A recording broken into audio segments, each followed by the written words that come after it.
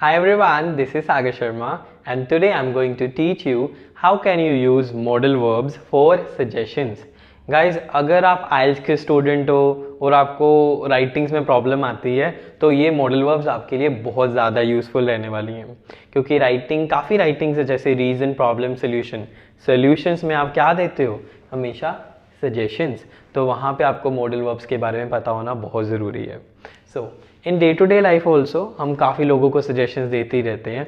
सो वहाँ पे भी आपको मॉडल वर्ब्स की नीड पड़ेगी. तो आज मैं आपको सिखाऊंगा कि आप ये मॉडल वर्ब्स को कैसे यूज़ कर सकते हो फॉर सजेशंस. चलो स्टार्ट करते हैं.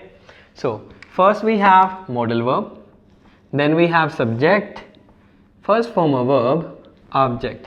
अगर आपको डाउट है कि यार ये सब्जेक्ट्स क्या होते हैं, do watch my previous videos. वहाँ पे मैंने सब्जेक्ट्स को बहुत डिटेल्स में समझाया हुआ है. अगर फिर भी कोई डाउट रहे तो कमेंट बॉक्स में पूछ सकते हो. Next we have subject, modal verb, first form of verb and object. The modal verb which we can use here is should.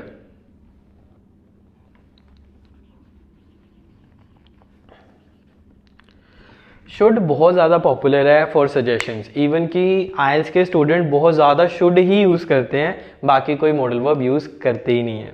जब आपने शुड को यूज़ करना है फॉर सजेशन तो आप रूल बी यूज़ करोगे. So rule B. So rule B में आप क्या यूज़ कर रहे हो? पहले क्या यूज़ करना है? सब्जेक्ट. अगर आपने खुद को सजेशन देना है आप वो भी कर सकते हो. अगर आपने किसी और को सजेशन देना है that is also possible. So let's try कि हम किसी और को सजेशन देते हैं. My brother. Okay, my brother. फिर नेक्स्ट क्या है? Modal verb. तो मॉडल वर्ब यहाँ पे ऐड कर देते हैं. My brother should. क्या सजेशन देना चाहिए मुझे? या आई नो वो लीड बहुत उठता है, तो मैं कहूँगा my brother should wake up early morning.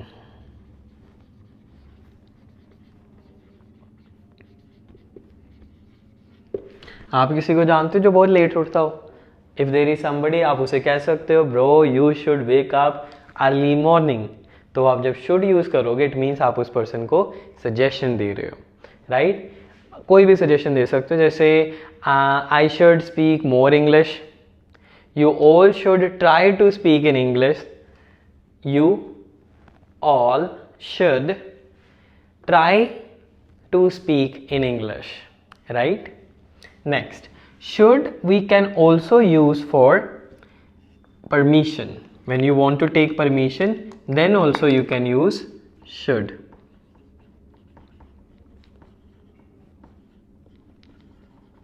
Okay, in this case आप जो रूल यूज करोगे वो A रहेगा.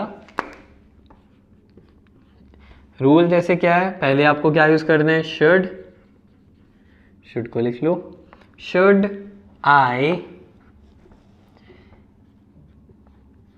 Help you? Question mark. आप कोई भी तरह की परमिशन पूछ सकते हो किसी से भी. Should I come in? Should I open the marker? Should I drink water? तो आप किसी भी तरह की परमिशन लेनी हो तो आप शुड का यूज़ भी कर सकते हो. ऑल्दो हमने एक ऑलरेडी मॉडल वर्ब से वीडियो बनाई थी जिसमें हमने शुड को नहीं यूज़ करा था परमिशंस के लिए, बट वहाँ पे हमने मे, कैन एंड विल यूज़ करे थे. And will we use for questions and others we use for also permissions. So आप वो वीडियो देख सकते हो. Next we have ought to.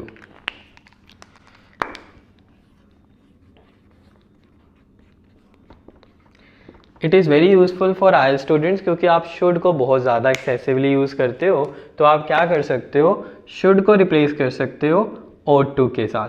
जैसे कि अगर मैंने एग्जाम्पल देनी हो, यहाँ पे मैं should को रिप्लेस करके ought to भी लिख सकता हूँ. जैसे कि my brother ought to. My brother ought to wake up early in the morning. तो यहाँ पे सेंटेंस में कोई चेंज नहीं आ रहा, बस should की जगह पे मैंने क्या यूज़ कर लिया? ought to. आप चाहे ought to यूज़ करो चाहे should यूज़ करो, दोनों में मीनिंग क्या रहेगा? Same. But don't make a permission with the help of ought to. ought to हम परमिशन के लिए यूज़ नहीं करते. Next modal verb we have here is has, और हैव टू। और अगर अभी तक आपको कन्फ्यूज़न है कि हैज़ कब यूज़ करते हैं, please go and watch simple present. There is a video already on simple present, kindly watch that. आपको वहाँ पर चल जाएगा कि आप हैज़ कब यूज़ कर सकते हो और हैव कब यूज़ कर सकते हो, राइट। सो ये दोनों भी यूज़ होते हैं सजेशंस के लिए, बट जब इसे आप यूज़ करते हो सजेशन के लिए, आप एक स्ट्रॉन्ग सजेशन देते हो। जब हैज़ और हैव टू यूज़ होते हैं सजेशंस के लिए, तो यहाँ पे आपके पास कोई ऑप्शन नहीं रहता। जैसे कि to crack the interview you have to give it in English, okay. और मैं कह सकता हूँ you have to, okay. You rule जो मैं यहाँ पे यूज़ करूँगा वो रहेगा B, you have to. Next first form, give the interview in English। It means आपके पास कोई और ऑप्शन नहीं है। अगर आप हिंदी पंजाबी यूज़ करोगे मे बी आप सेलेक्ट ना हो। तो अगर इन कंडीशन में, कोई भी कंडीशन में आपके पास कोई ऑप्शन नहीं है, तो आप क्या यूज़ करोगे, हैज़ टू और हैव टू। हैज़ टू के ऊपर भी मैं आपको एग्जांपल दे देता हूँ। जैसे मैंने अगर अपने ब्रदर की बात करनी हो, माई ब्रदर, राइट। सो मेरा ब्रदर थर्ड पर्सन है एंड सिंगुलर है, इसलिए मैं यहाँ पे यूज़ करूँगा has to. My brother has to wake up early in the morning, means अब उसके लिए बहुत ज़रूरी है। जैसे मैं यहाँ पे कह सकता हूँ my brother got a new job now, so he has to wake up early in the morning, has to wake up early morning, right। अगर आप has और have to को यूज़ नहीं करना चाहते, आप इन्हें रिप्लेस कर सकते हो with the help of need to। जब आप थर्ड पर्सन सिंगुलर की बात करते हो तो आप क्या यूज़ करते हो, नीड्स टू। जैसे मैं अगेन अगर अपने ब्रदर की बात करनी हो तो मैं उसके लिए ही यूज़ कर सकता हूँ, he needs to work very hard. I need to work very hard, he needs to work very hard. Next, आप चाहो तो मस्ट भी यूज़ कर सकते हो, बट मस्ट के साथ आप एस और ई एस यूज़ नहीं करते। My brother must wake up early in the morning, जो मीनिंग रहेगा इन दोनों का वो सेम रहेगा, ठीक है, स्ट्रॉन्ग सजेशन के लिए। आप चाहो तो इन दोनों को पास्ट में भी यूज़ कर सकते हो, जैसे कि हैज़ टू और हैव टू का हो जाएगा हैड टू, और नीड टू का हो जाएगा नीडेड टू, राइट। जैसे कि सपोज अगर किसी को आप पास्ट के बारे में सजेशन देना चाहते हो, कल आपका फ्रेंड सपोज पार्टी में लेट आया तो उसने कुछ मिस कर दिया, तो आप उसे कैसे कहोगे, you needed to come early in the party, right. तो उस टाइम उस पर्सन को जल्दी आना चाहिए था, वो पास्ट का सजेशन है, तो आप पास्ट के सजेशन के लिए इन दोनों को यूज़ कर सकते हो। अगर आप चाहो तो आप इन्हें फ्यूचर के लिए भी यूज़ कर सकते हो, जैसे विल, नीड टू और विल हैव टू, राइट। जैसे आप कह सकते हो tomorrow you will have to come on time. Tomorrow means future.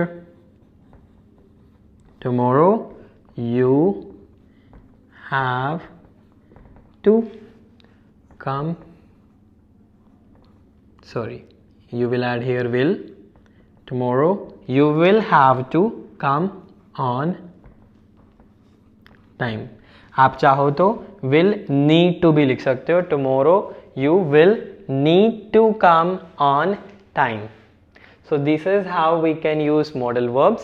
I hope you understood the use of modal verbs and can use in your IELTS writings and अपनी day to day life में भी add on करोगे. So kindly subscribe the channel to watch more videos, and my channel name is The Next Step for You, and do not forget to hit the bell icon to get the notification of my new videos. Thank you.